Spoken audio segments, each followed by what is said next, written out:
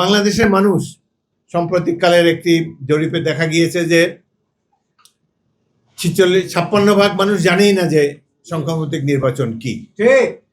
সুতরাং এই ধরনের একটি ব্যবস্থা যদি বাংলাদেশের উপরে চালিয়ে দেওয়া হয়, এটি অন্যায় করা হবে।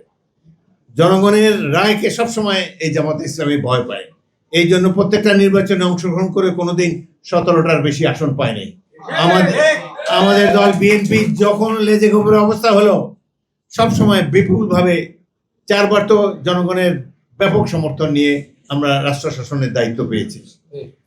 1996 সালে অনেক লেজে গোবরের অবস্থায় আমরা নির্বাচন করে 120টি আসন পেয়েছি।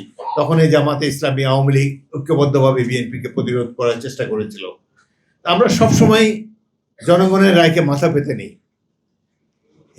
তারা যদি মনে করে যে 2-3টি দল পিআরএস সিস্টেমে নির্বাচনে যেতে চায়, তারা যদি মনে করে যে তাদের এই নির্বাচনী ব্যবস্থায় বাংলাদেশের মানুষের জন্য সবচেয়ে বেশি সঠিক, সবচেয়ে বেশি কার্যকর, তাহলে তারা তাদের নির্বাচনী ম্যানিফেস্টোতে, তাদের নির্বাচনী ইশতেহারে এটি তারা জনগণকে জানিয়ে দেখ যে আমরা নির্বাচিত হলে পরবর্তী কাল থেকে এই পিআর সিস্টেমের অধীনে বাংলাদেশে নির্বাচন হবে।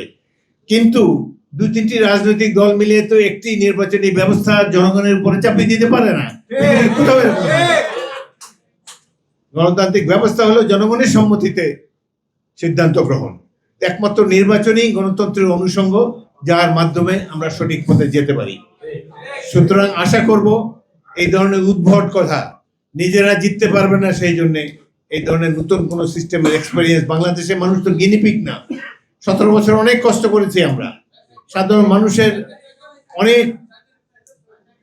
মানুষকে অনেক পরিশ্রম দিতে হয়েছে, জীবনের বিনিময়ে কত পরিবার ধ্বংস হয়ে গিয়েছে। এদেরকে তো এক্সপেরিমেন্ট করতে পারেন না। জনগণের সম্মতি প্রয়োজন, রাষ্ট্রের মালিক জনগণ। আমরা তাদের সম্মতি নিয়ে পরবর্তীকালে যদি যাদেরকে জনগণ আগামী নির্বাচনে, ফেব্রুয়ারি নির্বাচনে জনগণ যাদেরকে ভোট দিবে, তারা দেশকে সাজিয়ে নেয়। তারা যেই সিস্টেমে নির্বাচন করতে চায় তারা আগেই নির্বাচন আগে বলুক, জনগণের রায় পেলে সেই নির্বাচন তারা বাস্তবায়ন করুক, আমরা মাথা পেতে নেব।